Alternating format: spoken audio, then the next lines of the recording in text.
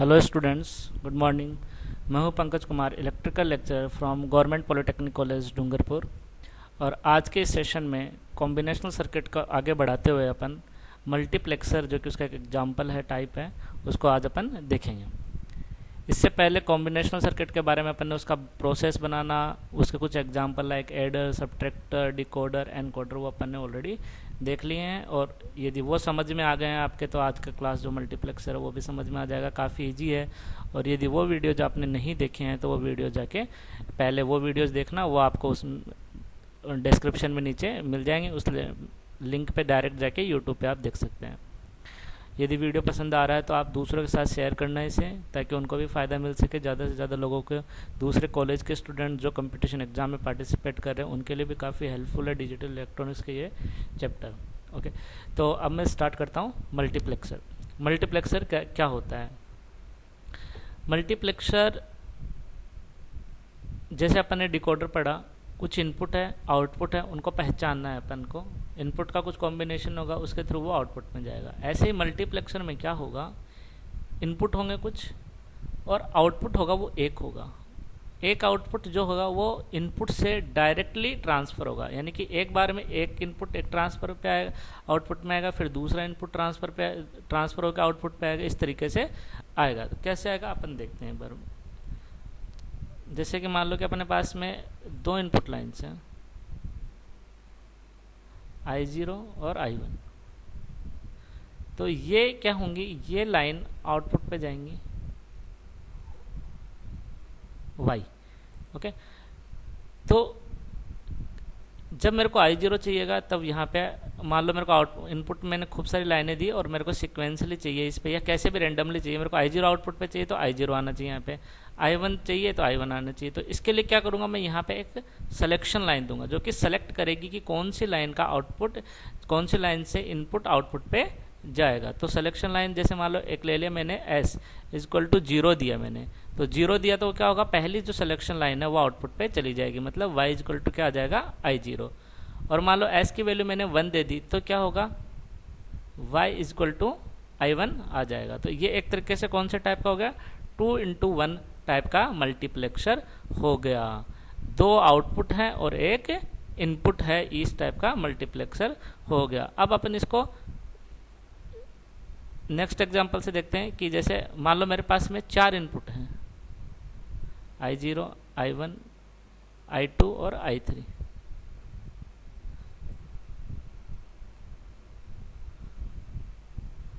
ठीक है, ये चारों का चारों किसके साथ कनेक्शन होगा, आउटपुट के साथ में। ये कहाँ पे जाएगी, आउटपुट Y पे। अब आउटपुट तो एक ही है, मतलब एक बार में I0 जाएगा या I1 जाएगा या I2 जाएगा या I3 जाएगा। वो किस तरीके से जाएगा, वो डिपेंड करेगा अपने सिलेक्शन लाइन की वैल्यू पे, क्योंकि सिलेक्शन लाइन की जो वैल्यू है वो ही बताएंगी मेरे को कि मेरे को कौन सी लाइन सेलेक्ट करनी है। तो यहाँ पे सिलेक्शन 4 है, तो सिलेक्शन लाइन के लिए कितनी वैल्यू चाहिए, 2, S0 और S1। यानी कि S0 S1 की जब वैल्यू 0 0 होगी तो क्या करेगा, ये I0 को सिलेक्ट कर लेगा। जब 0 1 होगी तो ये क्या करेगा, I1 को सिलेक्ट कर लेगा। जब 1 0 होगी तो ये I2 को सिलेक्ट कर लेगा। और जब 1 1 होगी तो ये क्या करेगा, I3 को सिलेक्ट कर लेगा। ठीक है, तो इस तरीके से अपन को देखना है। तो इससे अपन क्या जनरलाइज कर सकते हैं कि यदि n इनपुट है, n सिलेक्शन लाइन है, तो इनपुट कितने होंगे, 2 to the power n input होंगे। और आउटपुट कितनी लाइन होंगी, हमेशा 1 होगी। तो यहाँ पे जो मल्टीप्लेक्सर है, इसको अपन क्या कह सकते हैं, 2 to the power n into 1 multiplexer. और इसमें से जो n होगा वो क्या है, number of selection line. Multiplex को शॉर्ट में मक्स भी लिखते हैं। आउटपुट लाइन हमेशा कांस्टेंट है, 1 रहेगी। तो ये हो गई n selection line. Selection line मतलब जो कि जिसकी वैल्यू के बेसिस पे अपना इनपुट सेलेक्ट होगा कि ये वाला इनपुट जो है अब आउटपुट पे जाएगा। 2 to the power n data input line. ठीक है। तो इस तरीके से मक्स जो होता है ये होता है। मक्स में सिलेक्शन, एक तो इनपुट होता है, एक आउटपुट होता है, उसके साथ में सिलेक्शन लाइन होता है। इनपुट है वो डायरेक्टली आउटपुट पे जाता है। वो किस हिसाब से जाएगा? वो सिलेक्शन लाइन के हिसाब से जाएगा। सिलेक्शन लाइन जिस इनपुट डाटा लाइन को सेलेक्ट करेगी वही इनपुट डाटा लाइन आउटपुट पे जाएगा। और वो कैसे सेलेक्ट होगा? वो सेलेक्ट होगा सिलेक्शन लाइन के डेसिमल इक्विवेलेंट के हिसाब से, कि जो डेसिमल इक्विवेलेंट लाइन होगी वो ही इक्विवेलेंट इनपुट में होगा, वो इनपुट किस में जाएगा? आउटपुट पे जाएगा। तो इसको जो मल्टीप्लेक्सर के जो कुछ अलग नाम हैं, कुछ प्रैक्टिकल नाम है, उनके हिसाब से भी जाना जाता है। मक्स आल्सो नोन एज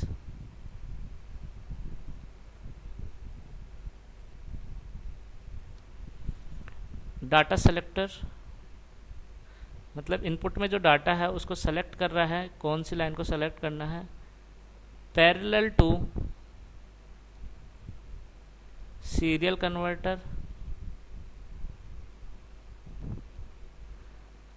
क्योंकि इनपुट में अपन सारे के सारे इनपुट हैं जो एक साथ दे रहे हैं, और आउटपुट में एक एक सिलेक्शन लाइन देके अपन कंटिन्यूसली उसको आउटपुट में भेज सकते हैं, तो सीरियली आउटपुट में भेज सकते हैं। मैनी टू वन सर्किट भी बोलते हैं इसे। मक्स का मतलब ये होता है, मल्टीप्लेक्सर मतलब मक्स मतलब मैनी टू वन, क्योंकि इनपुट में इनपुट लाइंस खूब है लेकिन आउटपुट हमेशा वन है। Universal logic circuit, universal logic circuit इसलिए बोलते हैं, जैसे कि अपन नैंड गेट को अपन ने यूनिवर्सल लॉजिक गेट क्यों बोला था? क्योंकि उस गेट की मदद से अपन दूसरे गेट भी बना सकते हैं। तो इसको इसलिए बोलते हैं मक्स को यूनिवर्सल लॉजिक सर्किट, कि इस मक्स की सहायता से अपन किसी भी तरीके का जो बूलियन एक्सप्रेशन है किसी लॉजिक सर्किट का वो कैलकुलेट कर सकते हैं। एक बार यदि मान लो अपने पास में 4x1 का मक्स बनाया अपन ने, तो मतलब 4x1 मतलब 2 इनपुट 2 सिलेक्शन लाइन हो गई है। तो 2 इनपुट वेरिएबल का जितने भी पॉसिबल लॉजिक सर्किट हैं उनका बूलियन एक्सप्रेशन अपन क्रिएट कर सकते हैं। किसकी मदद से? मल्टीप्लेक्सर की मदद से। डिकोडर भी बना सकते हैं अपन, दूसरे तरह के डाय सर्किट भी जो हैं मल्टीप्लेक्सर को यूज करके, सिर्फ मल्टीप्लेक्सर को यूज करके अपन बना सकते हैं। इसलिए इसको क्या बोलते हैं? Universal logic circuit. अभी जब एग्जांपल अपन आगे और देखेंगे तब समझ में आ जाएगा। अब अपने पास में इसमें ये तो पता चल गया अपना कि कितने इनपुट होंगे कितने आउटपुट होंगे। वो होगा मक्स की साइज के हिसाब से। 4x1 2 इंटू 2 इनपुट लाइन है, 2 सिलेक्शन लाइन है, कि 3 सिलेक्शन लाइन है, कि 4 सिलेक्शन लाइन है, उसके आधार पर 2n इंटू 1 टाइप का मक्स हो जाएगा। अब उसके बाद में सेकंड स्टेज क्या है? जब अपन को इनपुट आउटपुट पता चल गया तो इसकी ट्रुथ टेबल कैलकुलेट करना। अब जैसे कि इन जनरल अपन को ट्रुथ टेबल बनाते हैं तो कैसे बनती है, और उसका बूलियन एक्सप्रेशन जो अपन लिखते हैं वो कैसे लिखते हैं। In general in A truth table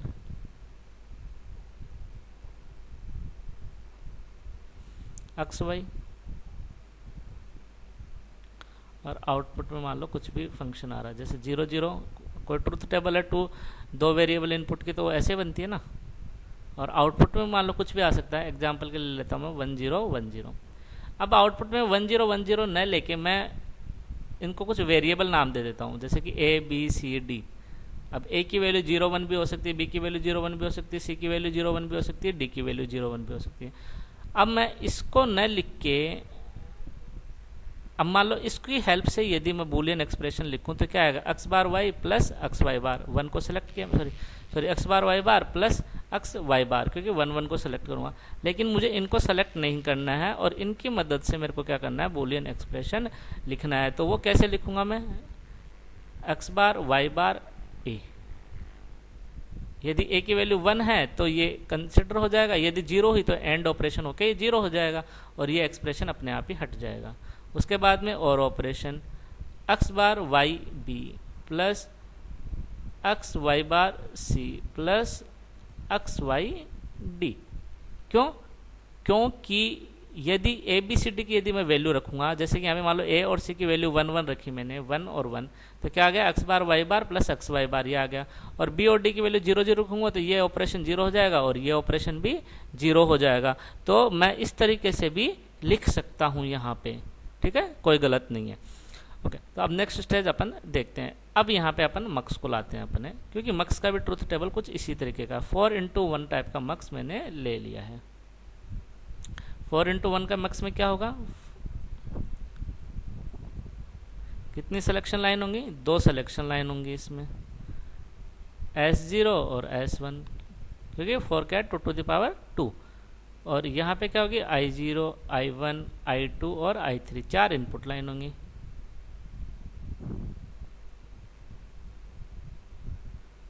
और आउटपुट में कितनी लाइन होगी, 1। अब यदि मेरे को इसका बूलियन एक्सप्रेशन लिखना है तो क्या होगा, जो भी इनपुट वेरिएबल मेरे को देने हैं, जो वेरिएबल देने हैं मेरे को, वो इनपुट वेरिएबल वो कहाँ पे दूंगा मैं, S0 S1 पे, क्योंकि यही लाइन है जो इनपुट वेरिएबल्स को सेलेक्ट करेंगी और आउटपुट में भेजेंगी। तो आउटपुट तो क्या है, आउटपुट तो एक बार I0, एक बार I1 है, I2 है और I3 है। कैसे इसके ट्रुथ टेबल कैसे बनेगी, S0 S1 सॉरी Y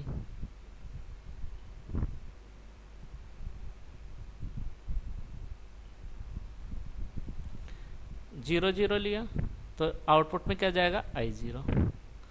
0 1 लिया तो आउटपुट में क्या जाएगा, 1। 1 0 लिया तो आउटपुट में क्या जाएगा, 2 I2। और 1 1 लिया तो आउटपुट में क्या जाएगा, I3। तो ट्रुथ टेबल यही तो बनी कि मैंने वेरिएबल क्या है, 0 ये है, और ये जो इनपुट है वही आउटपुट में जाएंगे। तो ये क्या बन गई, अपनी ट्रुथ टेबल यहाँ से बन गई। तो मैं इसके लिए सेम जो ऊपर अभी एग्जाम्पल बताया गया, इसके आधार पर यदि बूलियन एक्सप्रेशन लिखूँ तो y इक्वल टू क्या आएगा, y इक्वल टू आएगा S0 बार S1 बार I0 प्लस S1 S0 बार I1 प्लस 0 0 0 1, तो 0 1 तो ये है, फिर S1 1 0 प्लस S1 S0 और I2 सॉरी I3। ठीक है, तो बूलियन एक्सप्रेशन जो आएगा वो कुछ इस तरीके का आएगा। इसमें जो अपन ने ऊपर जनरलाइज्ड बताया था उसी का ही एग्जाम्पल लेके मैंने आगे लिखा है कि ये इस तरीके का अपने पास में आ जाएगा। तो ये आ गया अपना बूलियन एक्सप्रेशन। इनपुट आउटपुट पता चल गया। इनपुट आउटपुट के बाद में अपन ने ट्रुथ टेबल बना ली, इसके ट्रुथ टेबल के बाद में उसने बूलियन एक्सप्रेशन बना लिया। अब इस बूलियन एक्सप्रेशन का मिनिमाइजेशन करना पॉसिबल इसलिए नहीं है कि आउटपुट में जो वैल्यू है वो 0 1 0 1 ना होकर वेरिएबल रूप में ले रखा अपन ने, I0 I1 I2 I3 कुछ भी हो सकता है। तो अपन को इसी से ही अपन को उसका सर्किट इम्प्लीमेंट करना होगा। बूलियन एक्सप्रेशन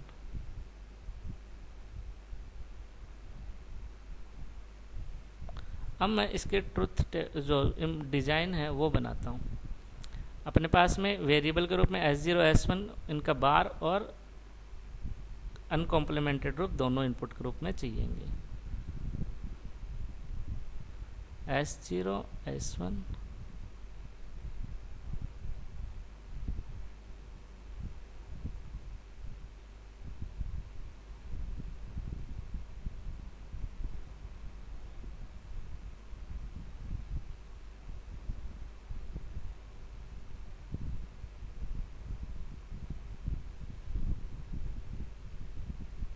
ये आ गया। अब अपने इनपुट में क्या होंगे, I0 I1 I2 I3।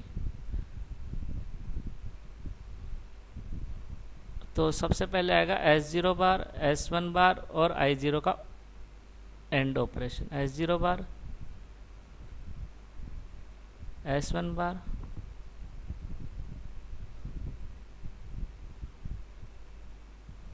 और I0।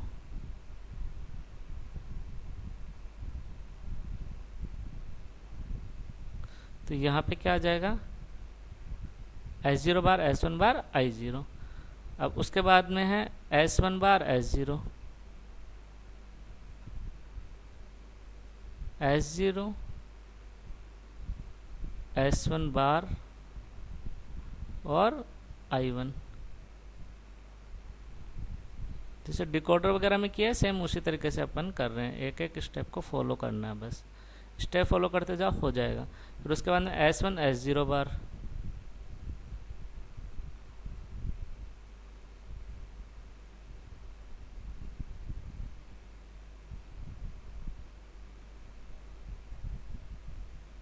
I2 I1 I2, फिर लास्ट में क्या है S1 S0।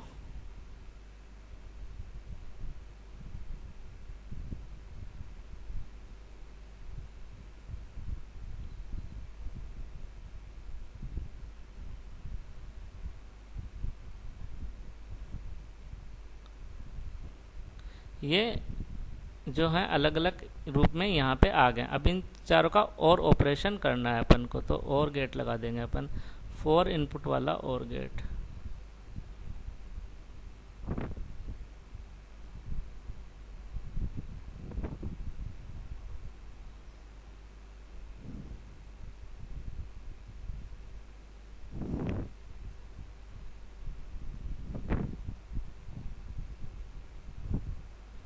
ये आ गया y, आउटपुट में अपना y आ गया है। तो इस तरीके से जो मक्स है उसका आउटपुट लाइन सर्किट है वो इम्प्लीमेंट अपन ने किया है। इस वाले नेटवर्क को बोलते हैं selection network of A मक्स।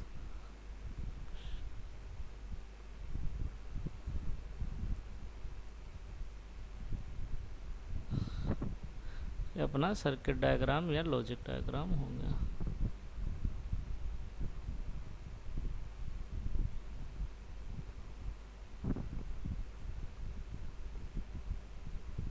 Four into one मक्स का जो लॉजिक डायग्राम है वो हो गया। वो एक कॉम्बिनेशनल सर्किट का जो प्रोसेस था उसको फॉलो करते हुए अपन ने बनाया है कि कितनी इनपुट लाइन होंगी, आउटपुट लाइन होंगी, वो पहचानना है। फिर ट्रूथ टेबल बनाया, ट्रूथ टेबल से बूलियन एक्सप्रेशन बनाया और उस बूलियन एक्सप्रेशन को यूज करते हुए अपन ने इसके सर्किट डायग्राम को बना दिया। तो ये हो गया अपना मक्स यहाँ पे। अब मक्स में मैंने क्या बताया, अपने मक्स को यूनिवर्सल लॉजिक सर्किट भी कहते हैं। यूनिवर्सल लॉजिक सर्किट क्यों कहते हैं कि इस मक्स को यूज करके अपन किसी भी तरीके का कोई भी बूलियन फंक्शन है उसको, कोई लॉजिक सर्किट है उसको इम्प्लीमेंट कर सकते हैं। कैसे? मान लो मैंने कोई एग्जांपल दिया आपको, कोई भी बूलियन इस मक्स को अपन को यूज करते हुए बूलियन फंक्शन बनाना है। जैसे कि बूलियन फंक्शन इम्प्लीमेंशन यूजिंग मक्स। ठीक है, कोई भी बूलियन फंक्शन बनाता है और वो बूलियन फंक्शन क्या है, f(x, y) इक्वल टू 0 2, मतलब 0 min term for truth table दी हुई है जिसमें 0 और 2 पे क्या है 1 1 है। कैसे कि x y दो वेरिएबल हैं, आउटपुट फंक्शन f ले लिया अपन ने 0 0 0 1 1 0 1 1 और आउटपुट में 0 पे है 1 और एक 2 पे है 1 0 1 2 3। ठीक है, ऑलरेडी मैंने बताया कि मिन टर्म अप्रोच में किस तरीके से अपन बूलियन फंक्शन को लिखते हैं। ठीक है, कोई फंक्शन इस तरीके से इम्प्लीमेंट करना है। अब ये क्या हो गया, यहाँ पे ये क्या है एक्स वाई, यहाँ पे S0 S1 को रिप्लेस कर देंगे तो x की किस तरीके से काम करेगा, S0 की तरह काम करेगा और y किस तरीके से काम करेगा, S1 की तरह काम करेगा। और ये जो है 1 0 1 0 ये क्या है I0 I1 की वैल्यू, तो यहाँ पे ये I0 की वैल्यू हो गई, ये I1 की वैल्यू हो गई, ये I2 की वैल्यू हो गई और ये I3 की वैल्यू हो गई। अब इनको अपन ये वैल्यू दे देते हैं, यहाँ पे I0 I1 I2 और I3 की वैल्यू अपन ने दे दी। ठीक है, एक्स वाई की जो ये कॉम्बिनेशन है वो इसको जाएंगे। अब ये क्या होगा I1 और I2 जब इसको जाएंगे तो यहाँ पे क्या होगा, आउटपुट क्या आएगा 0 0 आएगा, इस पे 0 आएगा क्योंकि I1 के साथ में एंड ऑपरेशन होगा और इस पे भी 0 आएगा। तो इन दोनों का जो सम है वो यहाँ पे जाएगा। ठीक है, इसका जाएगा सम और इसका जाएगा और यहाँ पे जो वैल्यू है 0 0 ही जाएंगी, S0 और S1 की वैल्यू जाएंगी। तो यहाँ पे अपन को जो आउटपुट मिलेगा वो आउटपुट मिलेगा सिग्मा 0 2, जो कि इस फंक्शन के आउटपुट इस बूलियन एक्सप्रेशन के बराबर है। यानी कि यदि इसको अपन यहाँ पे इसका मिन टर्म एक्सप्रेशन लिखें x बार y बार प्लस x y बार, ठीक है, और इसको अपन मान लो कि इसका सिंप्लीफिकेशन करने बैठे हैं तो इसका सिंप्लीफिकेशन इसका सिंप्लीफिकेशन हो जाएगा यहाँ पे। इसका सिंप्लीफिकेशन क्या होगा, वाई बार को बाहर ले लिया, एक्स प्लस एक्स बार, ठीक है। तो ये क्या हो गया 1, तो यहाँ पे आ गया वाई बार। तो इसका जो अपन नॉट गेट को बना के इसका बूलियन एक्सप्रेशन लिखें इस फंक्शन का, उसकी जगह अपन इस मक्स को भी यूज कर सकते हैं। और इस मक्स के अंदर मान लो मक्स का डायरेक्ट सर्किट है, तो आप इसको 0 और 0 इसको दे दो और इसको 1 1 दे दो, ये अपने आप ही इस बूलियन एक्सप्रेशन का आउटपुट दे देगा। इसको अलग से बनाने की ज़रूरत नहीं है यदि तुम लोगों के पास में नॉट गेट नहीं है और सीधा मक्स है 4x1 का, तो उसको उसके इनपुट लाइन्स पे अपन डाटा इनपुट लाइन्स पे अपन जो भी बूलियन एक्सप्रेशन बनाना है उसके हिसाब से इनपुट दे के अपन उस मक्स को यूज कर सकते हैं। तो इस तरीके से मक्स को यूज करके अपन कोई भी तरीके का बूलियन फंक्शन बना सकते हैं, मतलब उससे कोई भी तरीके का लॉजिक सर्किट डिजाइन कर सकते हैं अपन। तो ये हो गया अपने पास में, इस तरीके से अपन मक्स को का यूज होता है, ठीक है। तो आज के लिए इस लेक्चर में इतना ही। इसको ध्यान से देखना, वीडियो को दूसरों के साथ भी शेयर करना ताकि ज़्यादा से ज़्यादा लोग इससे फ़ायदा उठा सकें। तो ओके स्टूडेंट, थैंक यू।